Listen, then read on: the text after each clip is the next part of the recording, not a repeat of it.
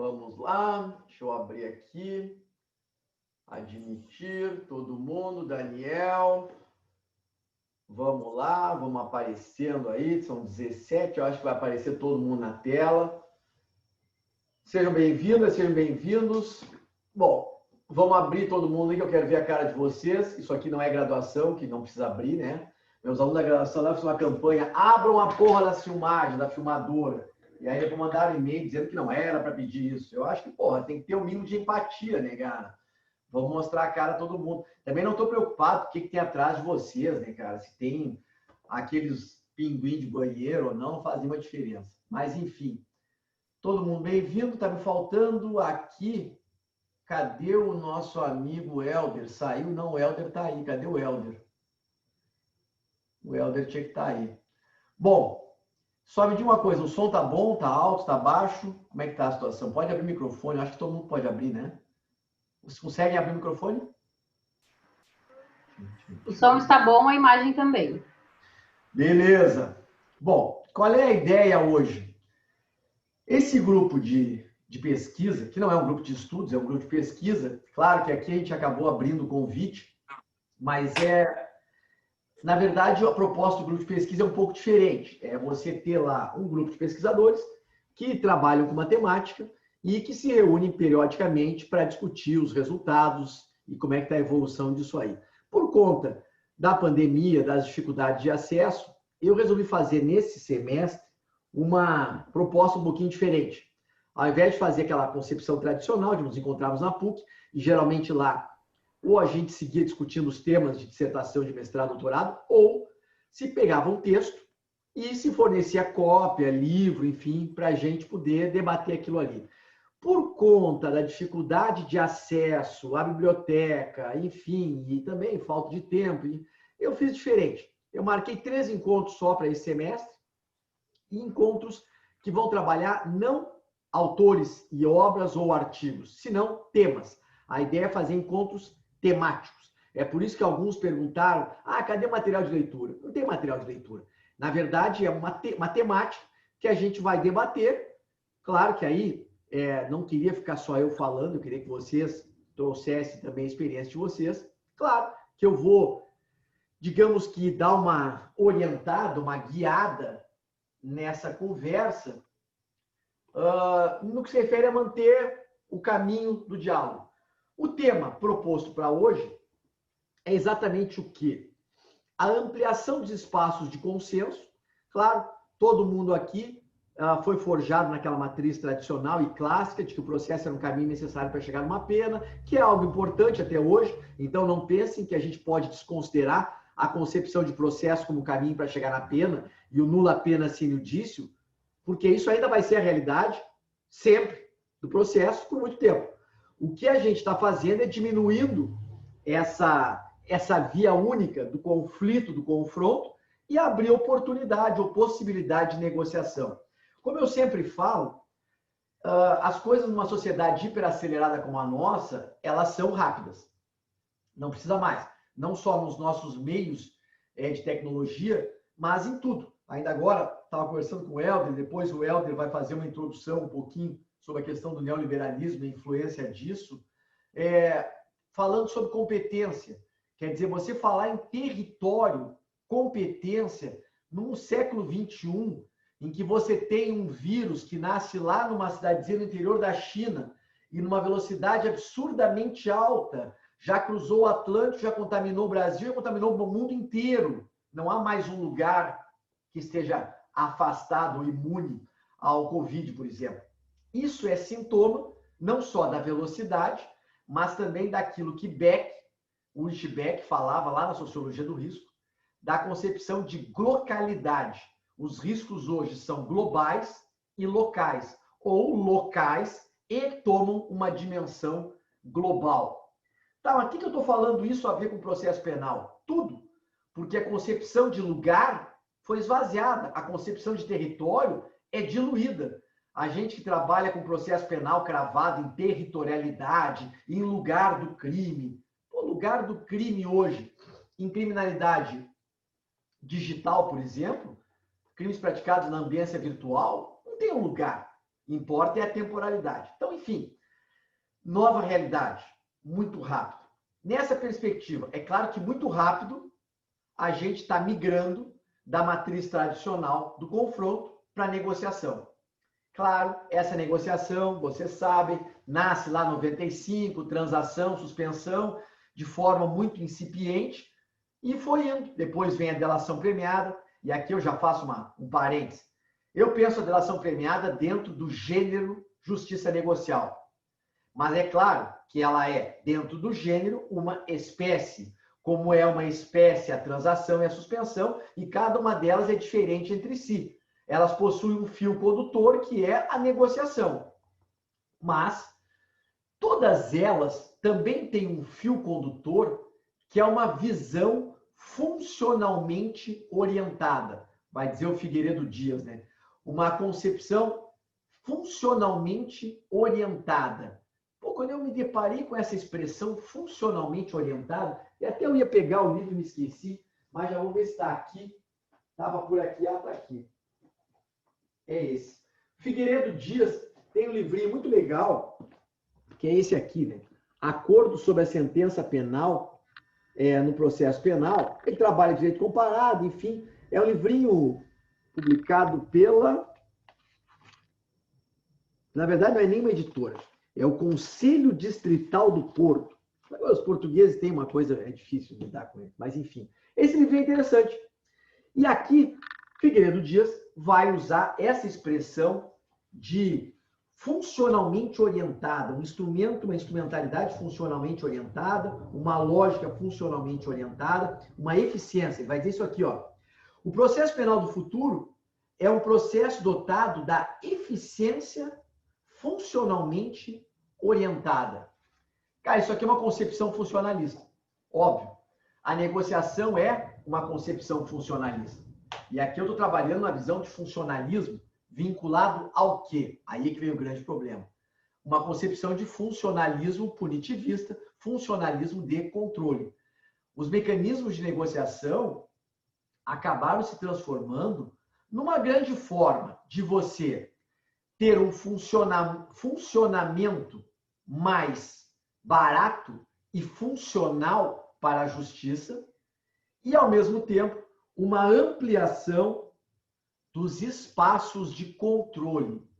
Isso aqui é um ponto bem importante que eu queria chamar a atenção. O Helder depois vai falar um pouquinho de uma matriz que me parece crucial para entender a negociação, que é a matriz economicista neoliberal. Tanto é que a gente vai trabalhar, sei lá, plea bargain. Não tem como pensar o plea bargain desconectado do American Way of Life. Não tem como você pensar isso aqui desconectado do liberalismo norte-americano, sabe? Que vai marcar uma ilusão, que é ilusória, uma ilusão de negociação igualitária de fair play. Não é um negócio igual. Pô, olha o que é a casualidade, né? Eu tive uma reunião agora, às 3h da tarde, com um cliente, longa, discutindo uma proposta de acordo de não persecução penal. Casualmente era o tema de hoje. E aí nós começamos discutindo o quê? Primeiro, ele querendo saber como é que é essa história de negociação. Aí eu expliquei essa nova matriz negocial. Claro que é uma matriz negocial que vem para desafogar a justiça, num interesse funcionalmente orientado de produzir mais com menos custo, que não necessariamente é melhor qualidade. Na verdade, não tem qualidade nenhuma nisso, certo? O cara já não estava entendendo muito. Aí daqui a pouco ele vem e diz, olha o que é, né? O cara é leigo, o cara é o médico, sabe? É médico. Mas a percepção dele, perfeita. Ele olha para mim e diz, não, peraí só um pouquinho. Tu quer que eu faça uma negociação com a MP como se fosse um negócio? Eu disse, é um negócio jurídico processual. Aí ele disse, sim, só que tem um problema, né? Só quem perde sou eu. Só quem tem a perder sou eu. O que o IP ganha e o que ele perde? Ganhar eu já sei. Não vai trabalhar, não vai precisar trabalhar nisso aqui, vai ter um resultado, porque bem ou mal, ele podia daqui a 5 anos perder essa ação penal toda, processo pelo ralo. O cara já vai ter o simbólico de fiz um acordo de X milhões, sei lá o que for, Ele vai usar isso. Agora eu quero saber o seguinte, o que ele tem a perder nesse jogo?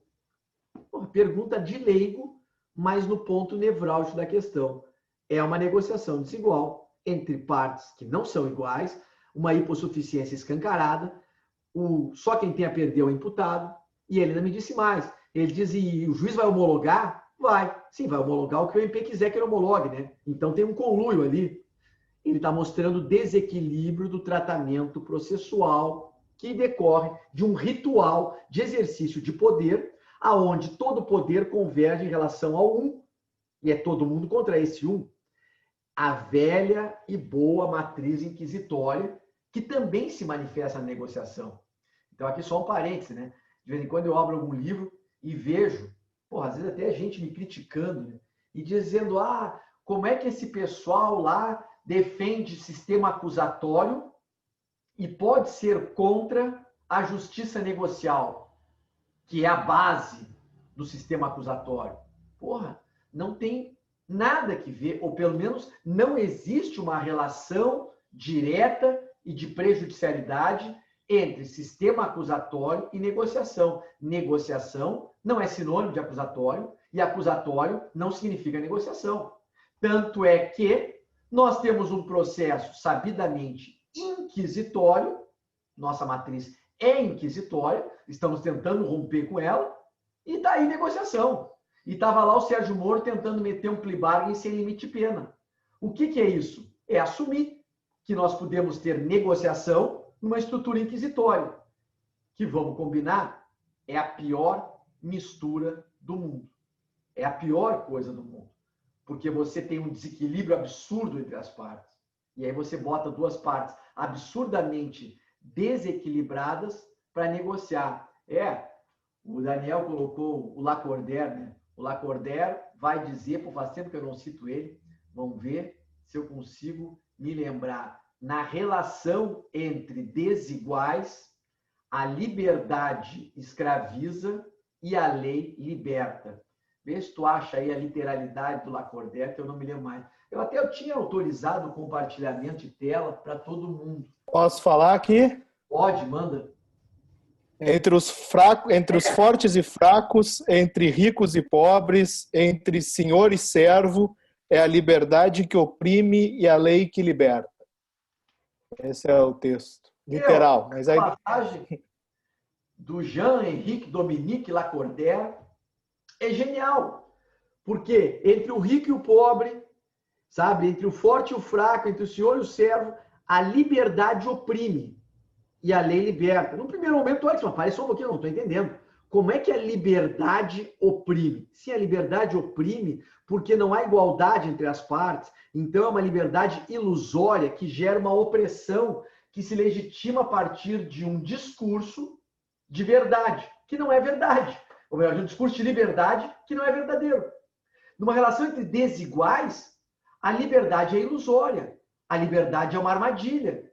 Eu sempre dou o exemplo, não sei se o Lacordaire estava pensando nisso, das relações trabalhistas, sabe? Quer dizer, se você colocar lá o patrão ou a patroa toda poderosa, que mora aqui, no Morro Rico aqui atrás, sabe? Ela tem o poder econômico. Aí você tem a empregada coitada que mora no Morro Pobre lá da frente. Aí você diz, vocês têm liberdade para pactuar e negociar.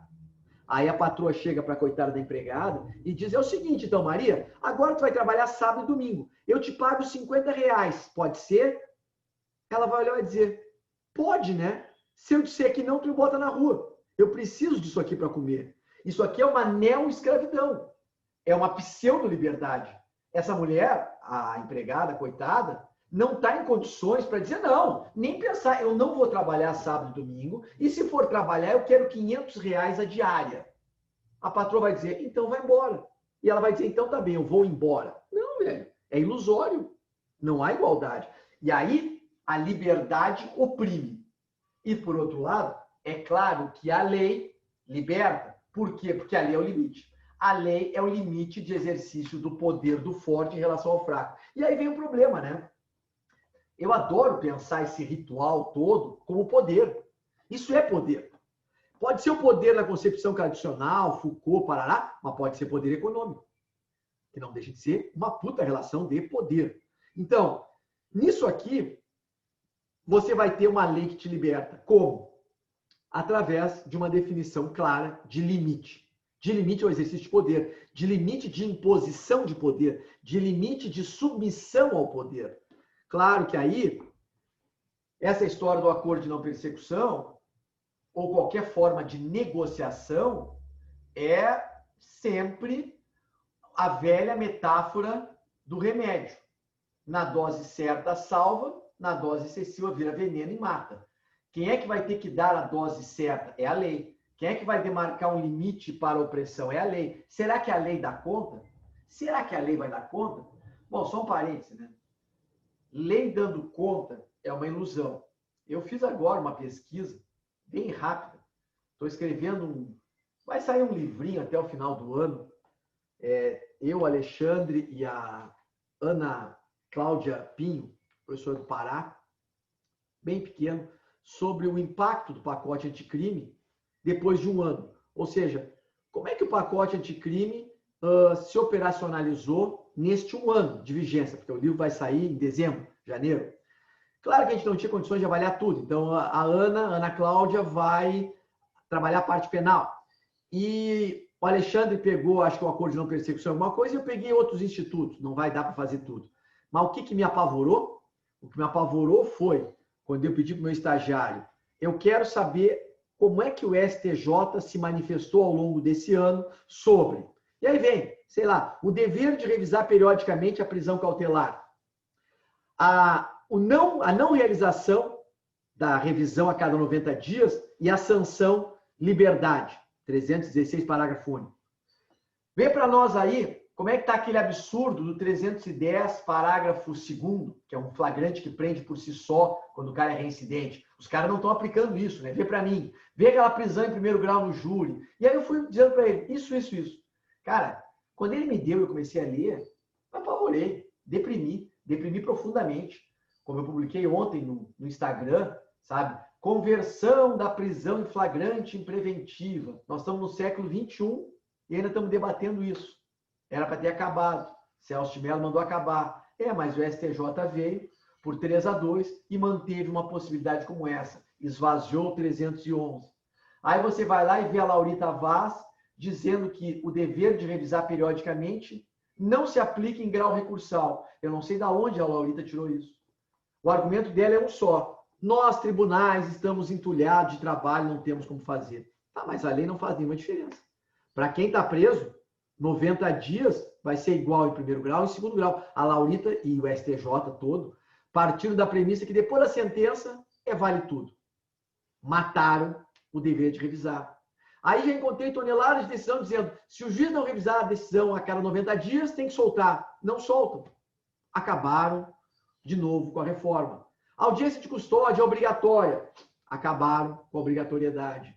Então, em suma, no Brasil, velho, tu pode fazer a lei, não adianta só mudar a lei, mudar a cultura, como a gente sempre fala. Se o STJ não fizer a coisa funcionar, porque é eles que dão a palavra final, acabou. Parece mentira, né? O Brasil é o único país que eu conheço no mundo em que você tem uma lei publicada, aprovada, sancionada, em vigor, que pega o que não pega. Essa lei não pegou. Mas como que não pegou, porra? O negócio está aprovado. O 212 não pegou. Por que não pegou? Porque o STJ relativizou. A teoria da relativização das nulidades é o grande coringa para que a lei pegue ou não pegue conforme eles querem ou não. Bom, aí dá uma tristeza profunda. Mas voltando para a questão do poder. O Helder, conta para nós aí qual é a relação que você estabelece ou que você vê entre discurso economicista, análise econômica do direito, ou viés neoliberal e acordo sobre pena, negociação, plea bargain, etc. Só tu abrir o teu microfone e mandar bala. Tá, beleza. Vocês estão me escutando bem, pessoal? Boa tarde a todos e todas. Prazer imenso estar aqui de novo com a Auri nesse grupo. Cumprimentar o Daniel, o parceiro, todos os demais. Então, a ideia de trazer para vocês esse debate é sempre muito interessante porque é uma nova racionalidade que está invadindo todas as esferas, seja privadas ou seja pública, e notadamente o sistema de justiça e esse que a gente se encontra no sistema de justiça criminal. Então, toda a minha análise vai partir de um livro que foi escrito pelo Dardot e pelo Laval, Pierre Dardot e Christian Laval, que se chama A Nova Racionalidade do Mundo, aliás, A Nova Razão do Mundo. E eles vão analisar justamente esse neoliberalismo como uma nova racionalidade. E o que significa isso? Nada mais é do que uma racionalidade de ser mais produtivo. Então, quando você vê o neoliberalismo invadindo essas esferas, você vai ver o neoliberalismo ele transformando ou criando novas racionalidades, né? E novos comportamentos. Então, o sujeito acaba se colocando como alguém produtivo. Não porque ele necessariamente quer ser produtivo, mas porque essa racionalidade, como vai invadir todas as esferas, acaba tocando diretamente no próprio enxergar dele no mundo. E isso é interessante porque quando a gente percebe no sistema de justiça criminal, a gente vai ver isso notadamente como a eficiência propriamente, como princípio, ela vai invadir alguns ramos do direito, seja do direito civil, seja do direito penal, e seja do direito processual penal. E no direito processual penal, o que a gente percebe é que a gente nunca teve, nas cadeiras de graduação, por exemplo, o princípio da eficiência como um princípio norteador do direito processual penal. Essa eficiência ela vai invadir, aliás, ela surge na lógica do direito administrativo, que a eficiência nada mais é do que menos custo e mais resultado. Então, o direito administrativo, notadamente, está ao seu lugar de espaço, só que ela vai invadir o direito processual penal, menos custo e mais resultado nesse sentido, vai se transformar em uma possibilidade de romper com alguns fundamentos do processo penal. Por exemplo, o livro do professor Auri, a partir dessa lógica de fundamentos existenciais ou fundamentos constitucionais de direito penal, toda essa teoria que o Auri desenvolve vai ser invadida pela eficiência como nova racionalidade. Então, o que se percebe é que, quando a gente percebe a eficiência como princípio, aliás, como princípio não, como nova racionalidade, rompendo esses fundamentos do direito processual penal, a gente está falando de uma aceleração processual que necessariamente vai romper com toda a lógica do direito processual penal em si. Então, o que acontece nessa nova racionalidade é justamente a ideia de se ter como o sujeito prestador de contas da sua produtividade, né? Então, vai ter um princípio que vai ser usado para garantir que essa lógica aconteça, que é justamente um princípio que o Dardot e Laval vão destacar no livro, que se chama accountability, né? É justamente essa capacidade de prestação de conta, de eu ser auditável. Então, você vai ver, por exemplo, no sistema de justiça criminal, necessariamente essa prestação de contas como um norteio para a conduta desses agentes do sistema de justiça. Exemplos básicos, hoje a gente percebe claramente nos noticiários. Basta a gente perceber que, de um tempo para cá, houve um crescente número de coletivas nos jornais, né, quando se instaura, por exemplo, qualquer nível de investigação, ainda que as investigações mais primárias, sem nenhum fundamento ainda concreto para se levar a cabo uma denúncia, etc., já tem diversos atores desse sistema de justiça criminal fazendo aí a sua prestação de contas para a sociedade. O que é isso? Né? O sistema de justiça criminal é caro. E, por vezes, essa lógica de entender o sistema de justiça criminal como caro é a sociedade entendendo o sistema de justiça criminal sendo improdutivo. Então, essa racionalidade ela vai adentrar no consciente desses atores. Então, você vai ver delegados indo para a televisão fazendo coletivas, você vai ver advogados fazendo a mesma coisa, você vai ver instituições fazendo a mesma coisa. Basta a gente perceber um outro exemplo claro, utilizando o contexto pandêmico, essas últimas licitações municipais para fins de aparelhamento de equipamentos de proteção individual, EPIs, e essas grandes operações nos municípios de diversas localidades do país, onde o Ministério Público fez uma série de operações e um exemplo claro, tá? Eu sou do Maranhão, não me apresentei antes, sou do Maranhão, por isso às vezes eu vou aparecer no vídeo tremendo assim, porque eu estou em Porto Alegre nesse frio, mas o que acontece? Um exemplo que me chocou, quando o aluno me chamou para conversar sobre isso, e tem me chocado alguns exemplos, você vai ver na página do Instagram do Ministério Público do Maranhão, por exemplo, um promotor de justiça de uma determinada municipalidade ali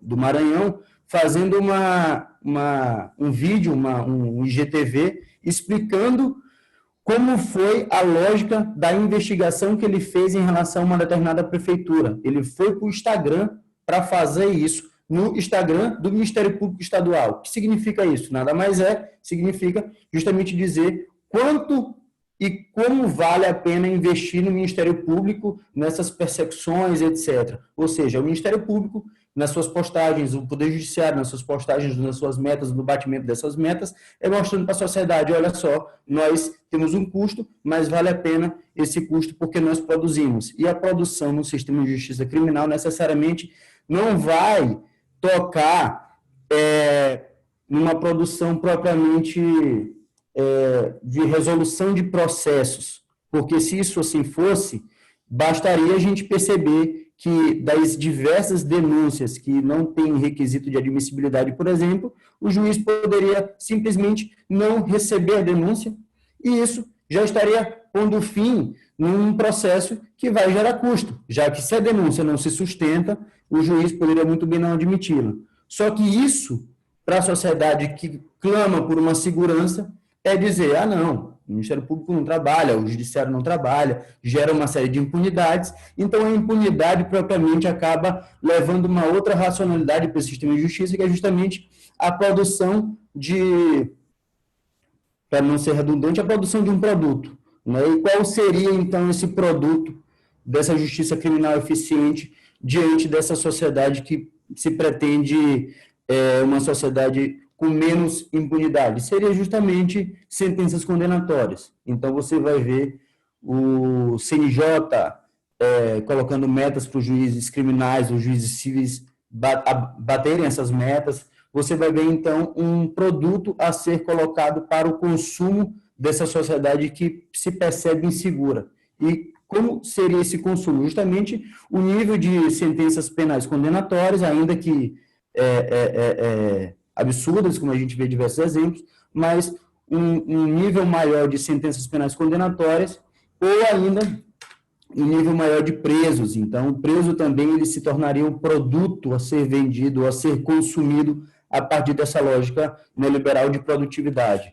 Né? Isso, o que acontece com o processo penal nesse sentido? O processo penal, a partir dessa lógica, e eu gosto de utilizar um termo do Byung-Chul Han, ele vai trabalhar a obscenidade como categoria, e a obscenidade do Byung-Chul Han é justamente trazer aceleração para um processo, vamos colocar nesses termos, já que a gente está trabalhando de processo, trazer aceleração para o processo obsceno seria então o quê? Um processo acelerado que, por mais que seja acelerado, não leva a lugar nenhum. Essa é a lógica da obscenidade, né? Não leva a lugar nenhum, justamente é a lógica de romper com o ritual que a gente conhece. Existe um ritual, todo ritual, já vai dizer o Garapum aí, o Daniel pode me auxiliar nessa explicação, mas existe um ritual judiciário que deve ser obedecido e, por essa lógica da eficiência, ou seja, menos custo e mais resultado, e, por consequência, mais aceleração dá à sociedade do consumo desse produto da justiça criminal, vai ter um processo penal mais acelerado. E essa aceleração, necessariamente, como eu falei logo no início, vai romper com a efetividade. Então, a gente precisa ver duas categorias que são completamente distintas. Uma, eficiência, outra, efetividade. Na medida em que, e aí tem um texto do professor Jacinto Nascimento de Coutinho que traz isso perfeitamente, não só ele, mas diversos outros, mas o texto do Jacinto é interessante porque ele vai confrontar essas duas categorias, né? esses dois vetores. Eficiência sendo isso, menos custo, mais resultado, e efetividade necessariamente ligada ao processo penal, porque se eu tenho um processo mais efetivo, eu tenho respeito às garantias processuais, eu tenho respeito às regras do jogo, eu tenho respeito à lei processual, né? Então, por conta disso, é preciso entender essas duas categorias. Efetividade está relacionada ao processo, já que o processo por si só, ele só vai ser processo penal, o direito processo penal, se ele for efetivo. E efetivo no sentido de respeito a garantias. Quando você coloca um respeito a garantias, necessariamente você vai ter um cuidado maior. Um cuidado maior para não atropelar essas garantias, já que se eu estou falando de processo de conhecimento, é importante perceber isso. Cautela na formação cognitiva. Se eu estou falando de um processo de conhecimento, a partir dessas garantias, ou seja, da efetividade do processo, eu vou ter uma maior cautela na formação do conhecimento do julgador. Então, isso é importante a gente perceber como se choca diretamente essa nova racionalidade neoliberal ou de produção, como se choca e como rompe com esses fundamentos do processo. Basta a gente perceber que o processo penal, nessa órbita, rompendo com seus fundamentos, ele vai ser mais acelerado e, portanto, vai se transformar em obsceno. E é interessante trazer essa passagem desses autores que eu citei agora há pouco, porque, e justamente trazendo com o que o Daniel e o Auri falaram agora há pouco sobre a lei libertar. E é interessante porque, embora a lei libertando, hoje a gente percebe, além do rompimento da lei, a gente percebe a criação de novos institutos a partir da lei, a partir dessa dita legalidade processual, mas que essa lei criada, ou esses institutos processuais criados, eles acabam também sendo conflitantes com o próprio fundamento do direito processual penal. E o Carnenucci, ele tem uma passagem interessante no Verdade, Dúvida e Certeza, eu gosto bastante desse texto, são só 4 páginas de texto, mas é um texto muito rico, e acho que talvez da segunda para a terceira página, ele vai falar isso que eu estou dizendo. Ele vai dizer que o drama do julgador é justamente o drama de fazer uma escolha, né? Só que ele só vai ter a possibilidade de fazer uma escolha quando se tem alternativas ou opções de escolha. E aí ele está falando justamente isso, onde se tem uma hipótese acusatória, uma hipótese defensiva, e o julgador, como terceiro alheio a essa atividade, ele vai ter a possibilidade de escolher, né? E escolher seria o drama do julgador, mas que, por vezes, para que o julgador ele se abstenha, ou melhor, saia desse local, dessa encruzilhada, desse drama, a própria lei vai dar opções para ele escolher. Então, ele vai dar um exemplo, por exemplo, da absolvição por falta de prova, mas, além disso, é interessante perceber que quando a lei, falando da lei libertar, né, quando a lei traz institutos processuais ou novas formas de procedimento penal, que faz com que o julgador, de alguma maneira, ele se abstenha desse drama ou dessa escolha, ou escolhe pelo próprio julgador, talvez seja esse o termo específico que o Carnelucci vai tratar, a gente percebe que esse julgador, quando ele não analisa esse procedimento, ou quando ele não analisa o instituto criado a partir do fundamento do processo, do direito processual, ele vai se transformar num funcionário público sem acrítico, num funcionário público, como o próprio Alexandre Moraes da Rosa trata, um funcionário público, um juiz, como o Heitman em Jerusalém, ou seja, ele só obedece às normas, ele não analisa racionalmente o que essa norma, o que essa lei vai trazer como consequência. Isso é interessante.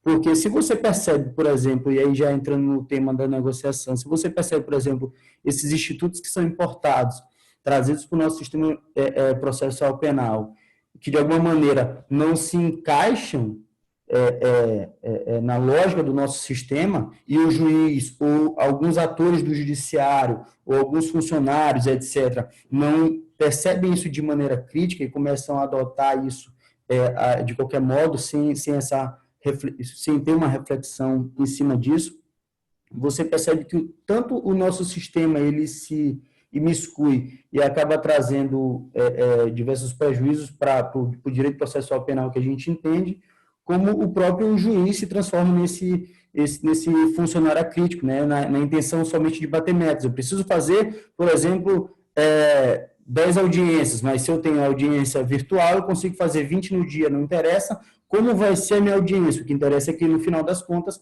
eu vou fazer mais audiências na mesma quantidade de tempo, né? Então, essas produtividades, elas acabam rompendo justamente por conta dessa lógica do sistema, dessa lógica neoliberal que invade o sistema.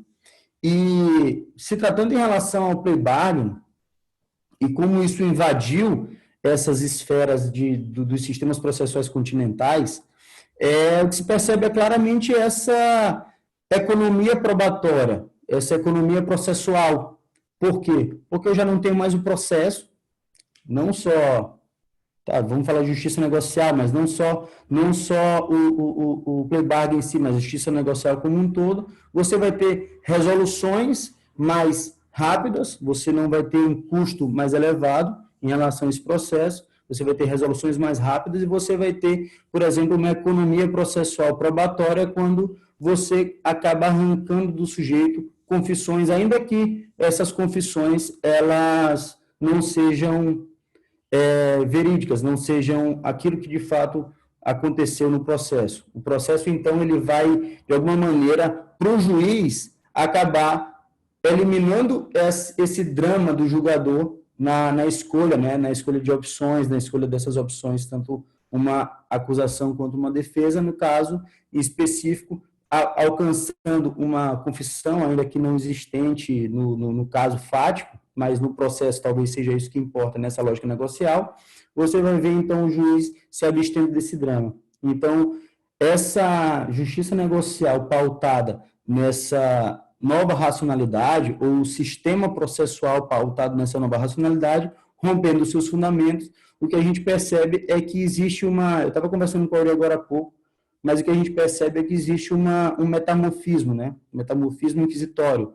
E isso acontece gradualmente, ou por etapas, na medida em que se avança. Não estou nem falando de contra-reformas nesse sentido, mas na medida em que se avança num pensamento, você vai ter um movimento cíclico de retornos, né? Avanços e retornos, e isso acaba fazendo com que a gente acabe sendo sempre mergulhado nesse mar inquisitorial, né? Nessa mentalidade inquisitorial. Então, o sistema que deveria ser de partes, ou é propagado como de partes, como sistema adversarial, ele acaba se aproximando muito de um sistema inquisitório.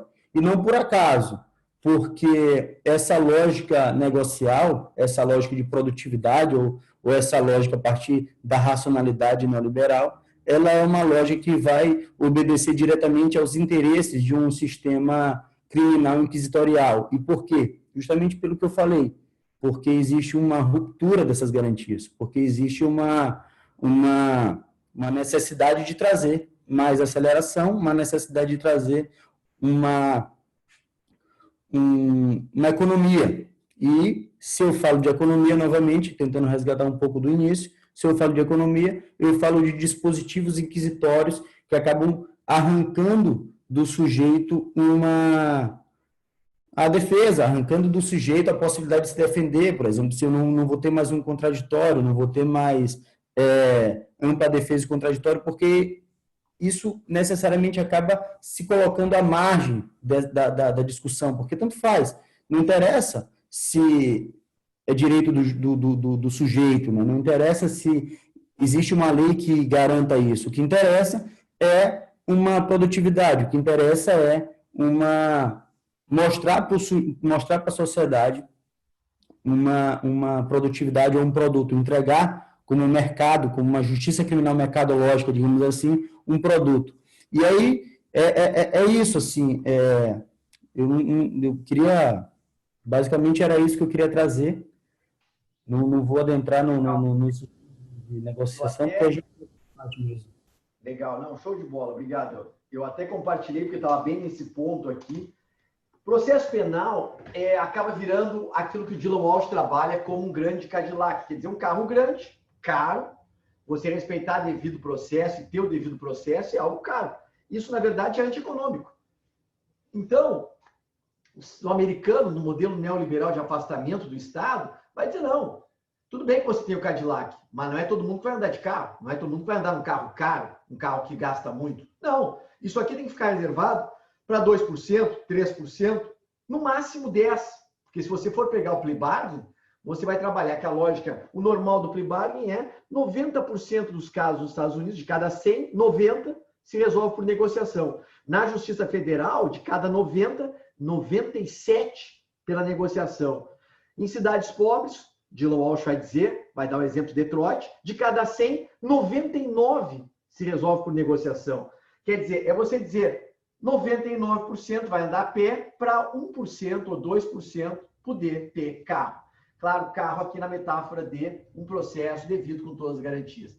Claro que isso aqui é bem sintomático exatamente desse American Way of Life, da negociação, do liberalismo, da ilusão de uma livre concorrência, sabe? De uma sociedade que é individualista, que vai pegar o afastamento do Estado, e a gente acha que afastar o Estado é liberdade. Voltamos ao Lacordaire, né?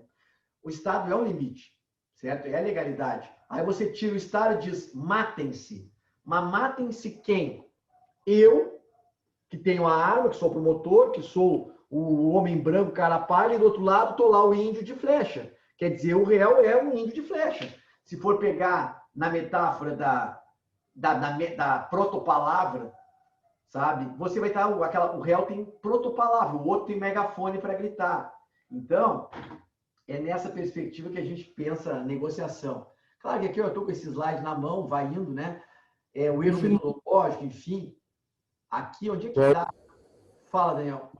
Existe uma metáfora interessante em relação a essas desritualizações, né? Que a gente tem que entender o processo penal como um ritual, já a partir do Garapon, mas existe uma metáfora interessante que o Byung-Chul Han vai trazer para explicar essa diferença de processo, né? Processo aditivo e processo narrativo.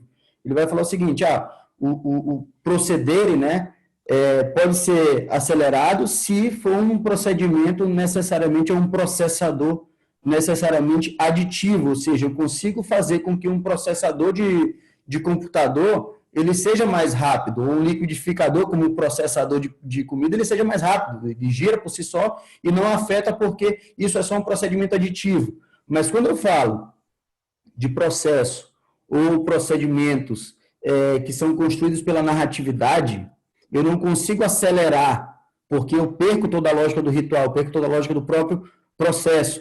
Imaginemos uma procissão, um ritual religioso. Uma procissão, você vai ter ali um ritmo específico de caminhar, você vai ter uma série de momentos específicos para aqueles rituais. Um casamento, por exemplo. Você não consegue...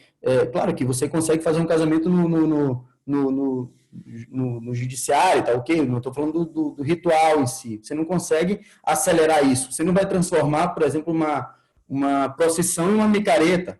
Então, por quê? Porque justamente você acaba fazendo com que toda aquela narratividade que constrói o ritual ou o processo, ela acaba sendo rompida, já não existe mais uma narratividade. E o processo é justamente isso. Se eu estou falando de hipóteses, se eu estou falando de construções fáticas, se eu estou falando de instrução probatória, eu estou falando de todo um ritual que é construído pela narratividade. Não por acaso, toda e qualquer prova, ela vai ser um dado, né, um dado como informação, só que ela só vai se transformar em informação ao alcance do julgador quando eu crio uma narrativa por trás e explico que de fato é aquela informação. Então, eu estou falando de narrativas, de hipóteses. Então, isso tudo acaba sendo rompido com essa lógica de aceleração, né, com essa lógica da produção.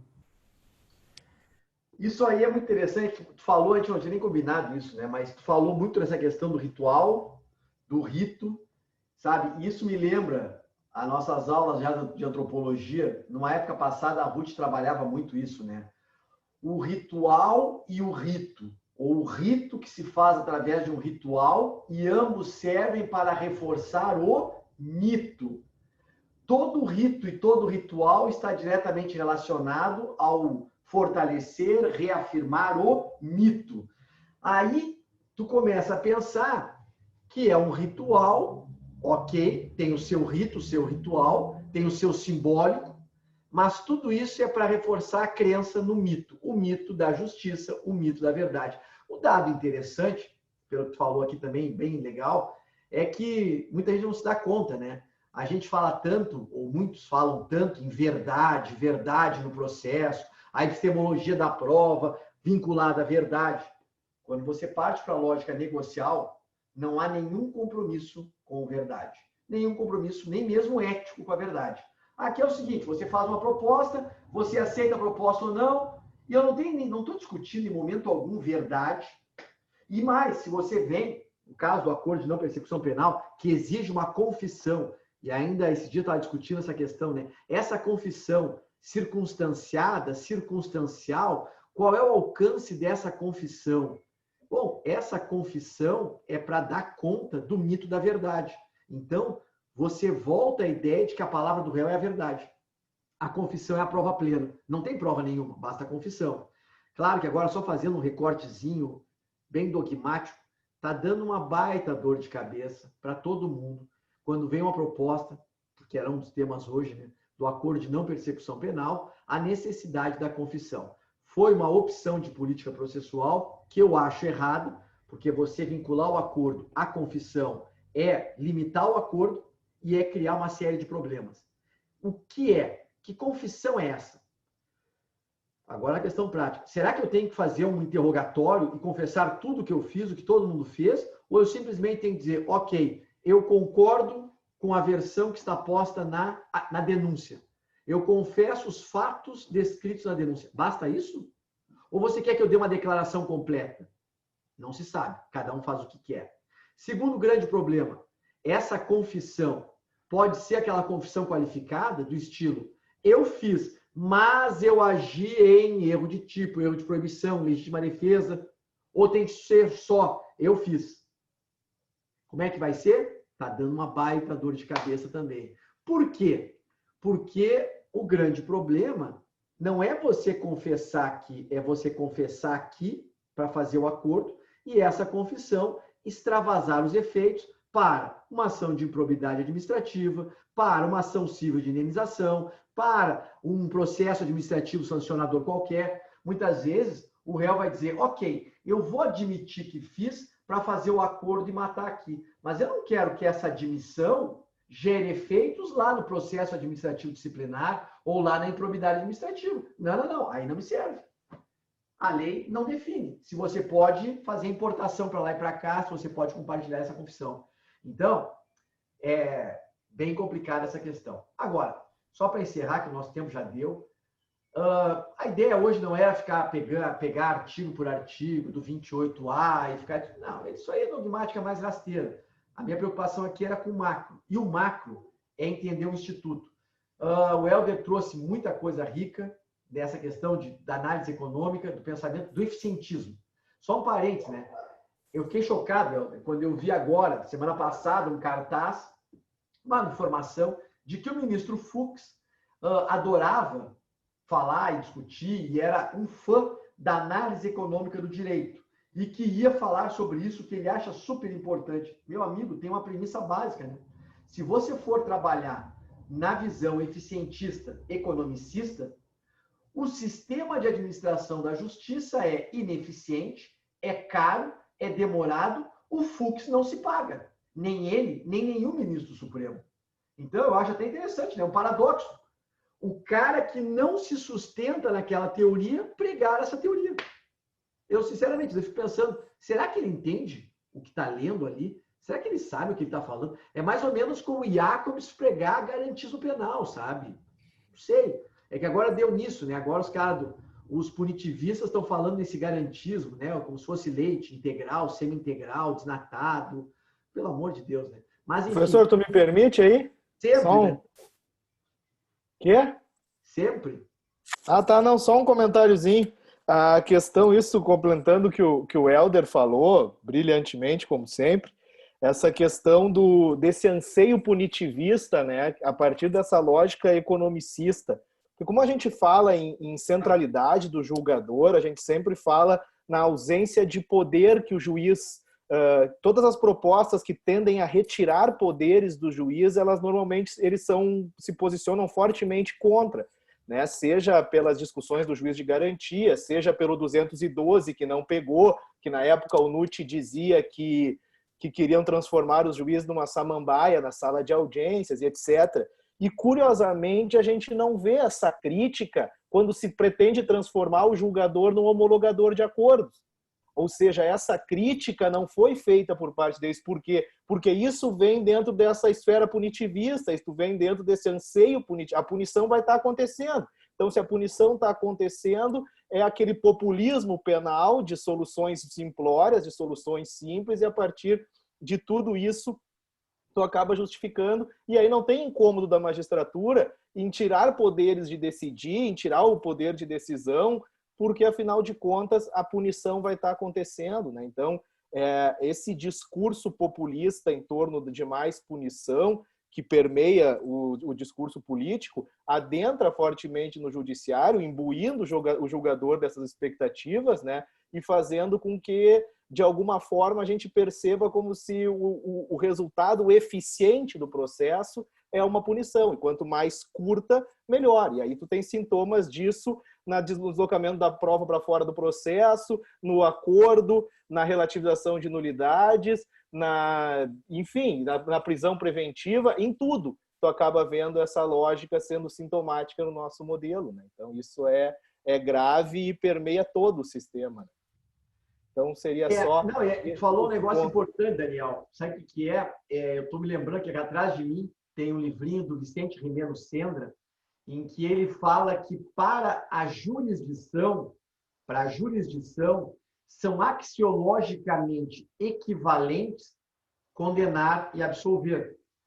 Só que nós, no pensamento eficientista, entendemos que o absolver é uma frustração, é não dar conta, é não valer o investimento quando você absolve. Isso é um negócio tão sério e, ao mesmo tempo, é tão inconsciente que o juiz se sente frustrado quando absolve. E ele acha que, bom, gastamos tudo isso para não dar em nada e não percebe que o absolver cumpre muito bem o seu papel, tão bem quanto o condenar.